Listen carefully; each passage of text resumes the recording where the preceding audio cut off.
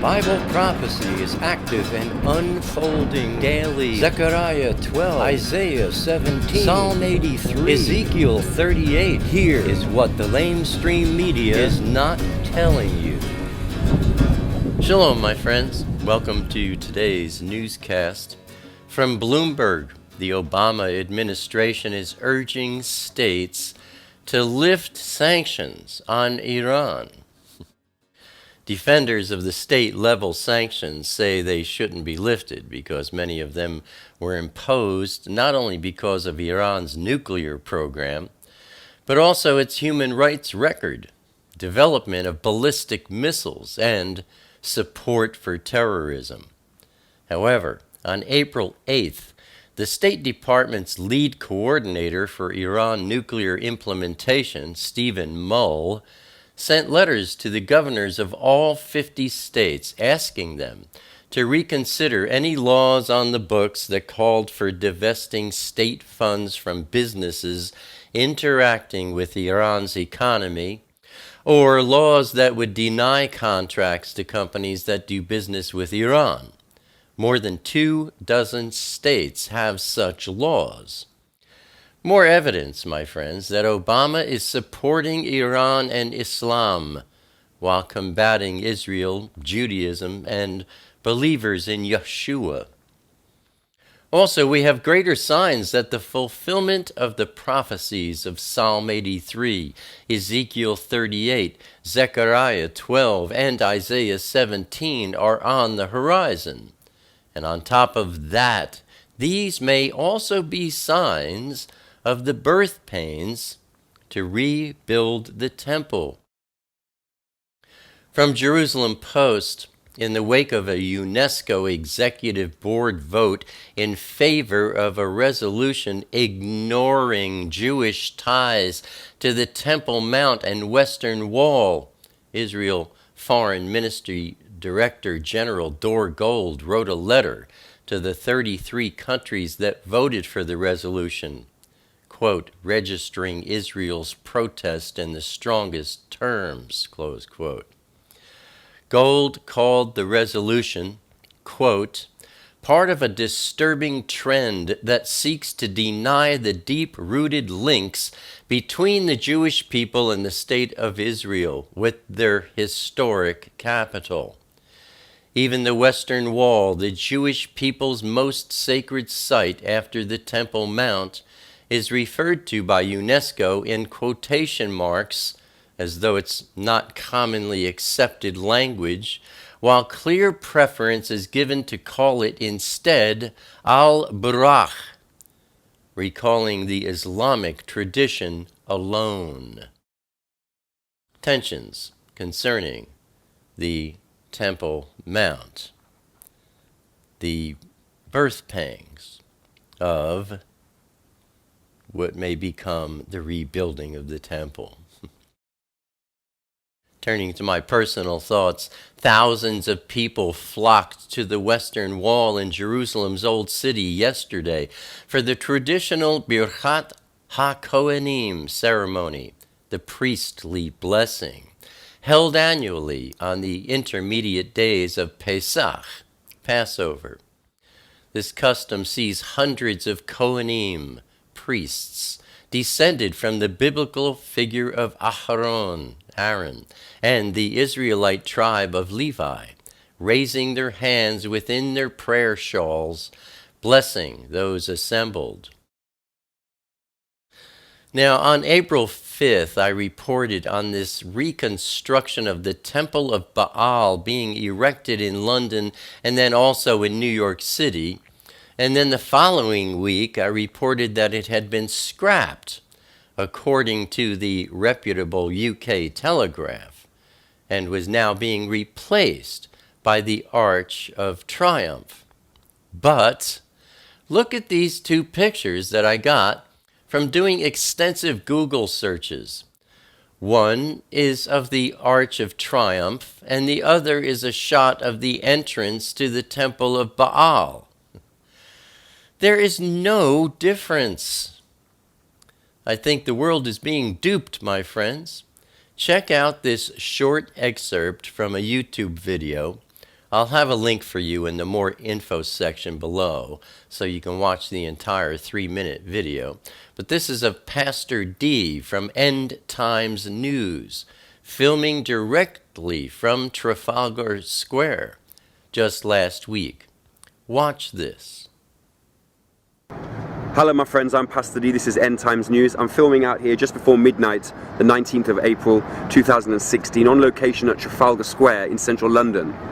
Earlier on today was the unveiling of the triumphal arch of Palmyra here at Trafalgar Square. There's been a lot of speculation about this. There's been a lot of last minute changes. Apparently it was originally the Temple of Baal arch and now it's not.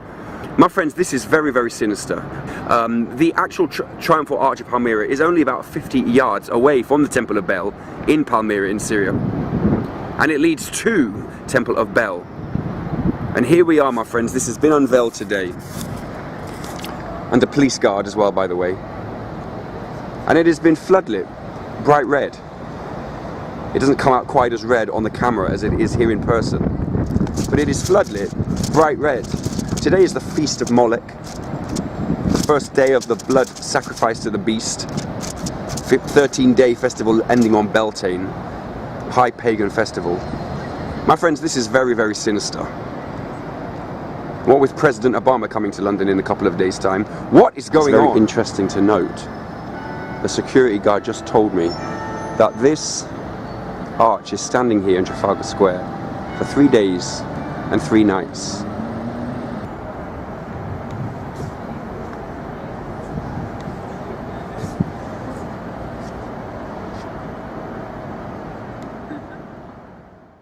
Now, as it turns out, this arch is nothing less than the entranceway to the Temple of Baal. So this action is still an act of worship to Baal. Maranatha, come soon, Adon Yeshua. Turning to wars and rumors of wars, things are beginning to ramp up in Syria, my friends. From the Wall Street Journal, Russia has been moving artillery units to areas of northern Syria where government forces have massed, raising concerns of a return to full-scale fighting as the current ceasefire falters. Russian forces in Syria have also stepped up the tempo, renewing their air operations in support of the Assad regime in recent days. Some Iranian army forces have also returned to government-controlled areas close to the front lines. And further, from USA Today, the Pentagon has approved airstrikes that risk more civilian casualties in order to destroy ISIS targets as part of its increasingly aggressive fight against the militant group in Iraq and Syria. A strike with the potential to wound or kill several civilians will be permitted if it prevents ISIS fighters from causing greater harm.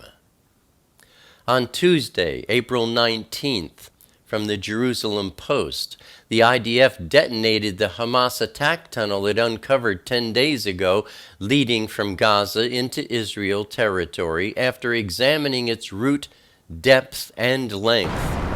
Israel believes Hamas is digging several additional attack tunnels toward the border with Israel, though with Israel's new detection capabilities, it remains unclear how worthwhile it is for Hamas to continue to invest millions in its tunnel networks. From Ynet News, the IDF will continue working to uncover all sections of the recently discovered Hamas tunnel over the next few weeks to ensure that there are no other exit shafts inside Israel. The IDF is providing its infantry battalions with equipment specifically designed for tunnel combat. These include mini walkie-talkies, which can function underground, oxygen masks, night vision equipment, which can be used in complete darkness, handguns, and lighter body armor.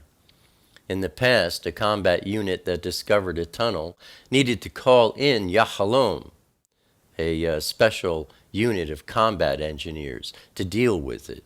Now, an infantry battalion will be able to quickly and effectively neutralize the tunnel threat.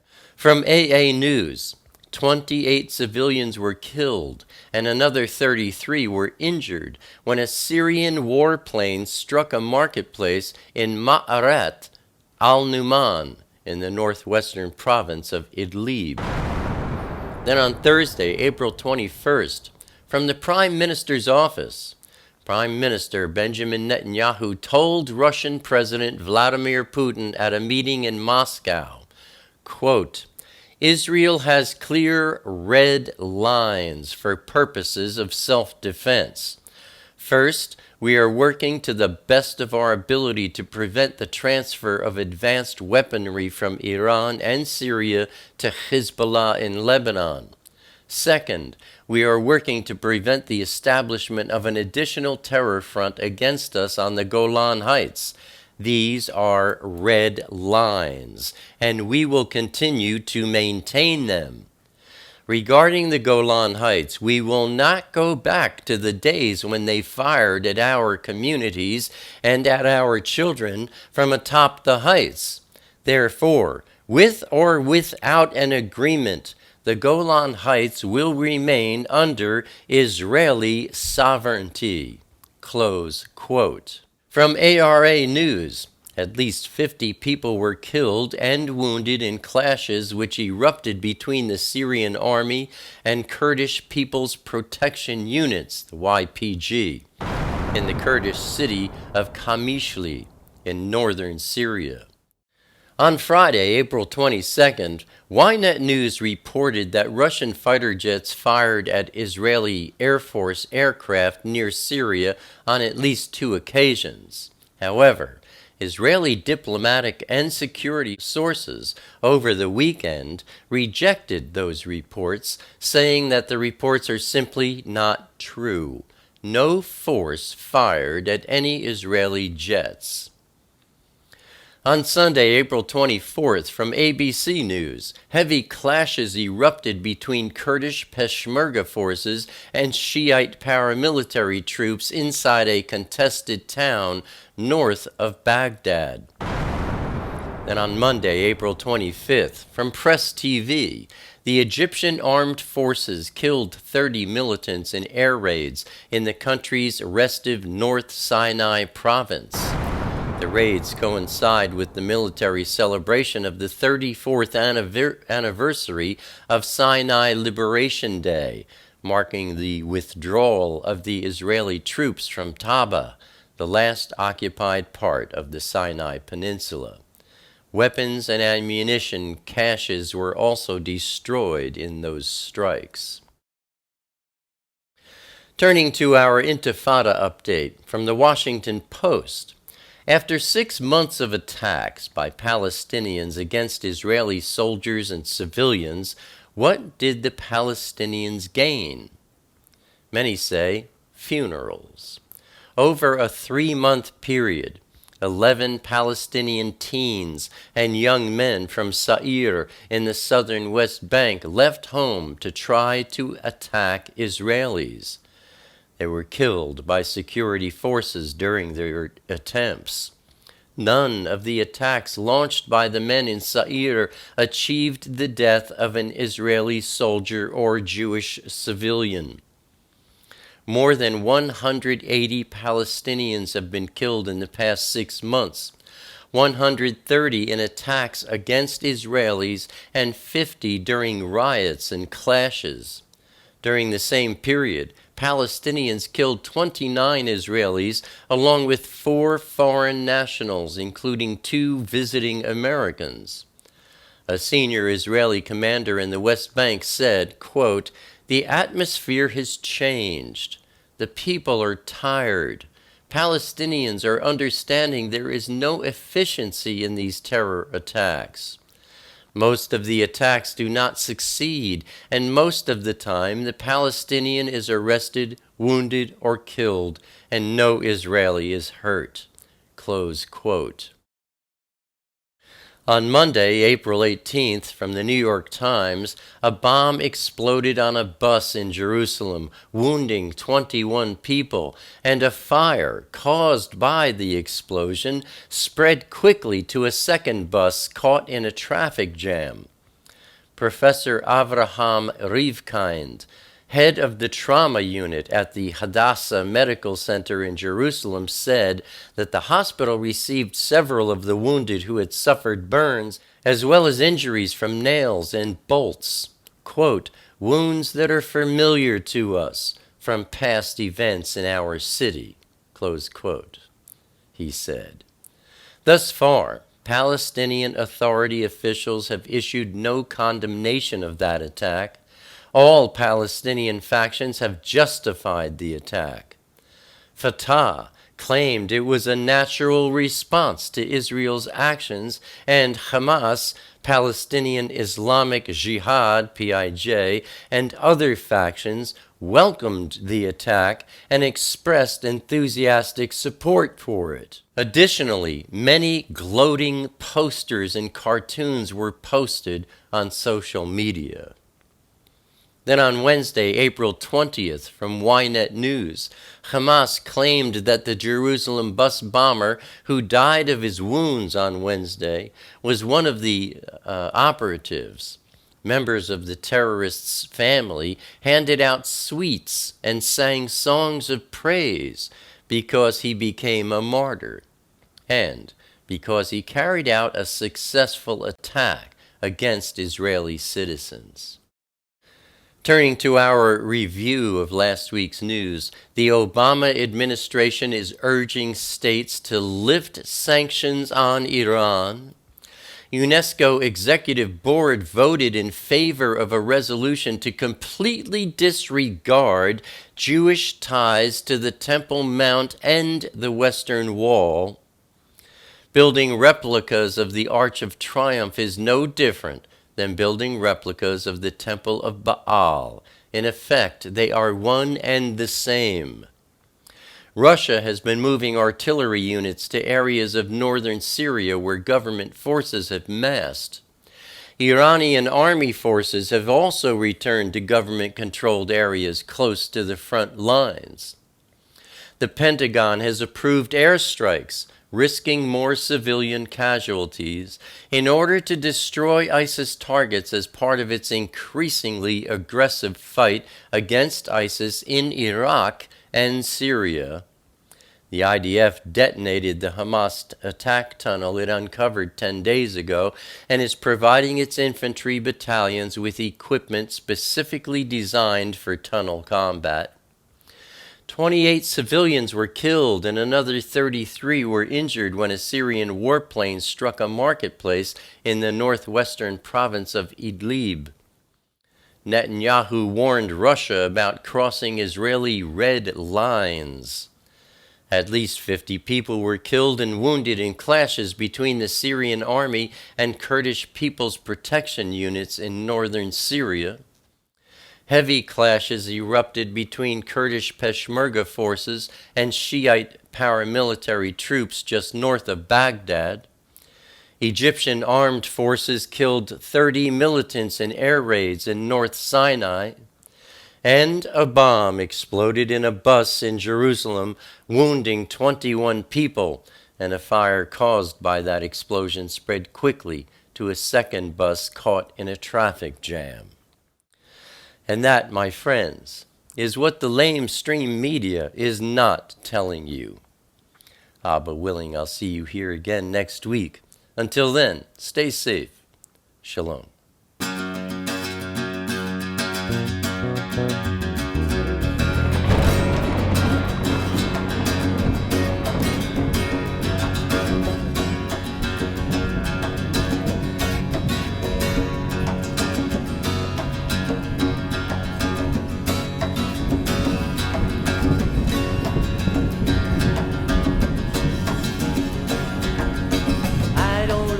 Crowded rooms, I need more space than I consume. Enough is time alone with you, underneath the naked moon, sharing confidential moods and making chatter.